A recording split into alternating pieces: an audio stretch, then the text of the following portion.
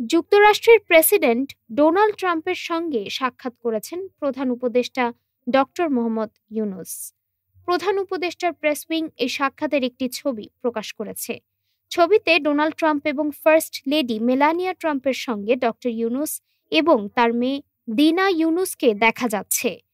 এর আগে ২৩ সেপ্টেম্বর লোটে নিউ ইয়র্ক প্যালেসে ট্রাম্পের অভ্যর্থনা নৈশভোজে এই ছবি তোলা হয়।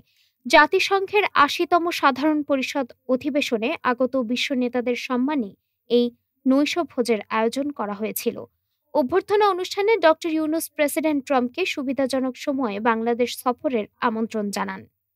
প্রেস উইংয়ের পাঠানো বার্তায় বলা হয়, ২৩ সেপ্টেম্বর নিউ ইয়র্কে মার্কিন প্রেসিডেন্ট আয়োজিত এক সংবর্ধনা অনুষ্ঠানে বাংলাদেশের প্রধান উপদেষ্টা অধ্যাপক ডক্টর মোহাম্মদ ইউনূস এবং তার মেয়ে দিনা ইউনূসের সঙ্গে ছবি তোলেন মার্কিন প্রেসিডেন্ট ডোনাল্ড ট্রাম্প এবং ফার্স্ট লেডি মেলানিয়া ট্রাম্প।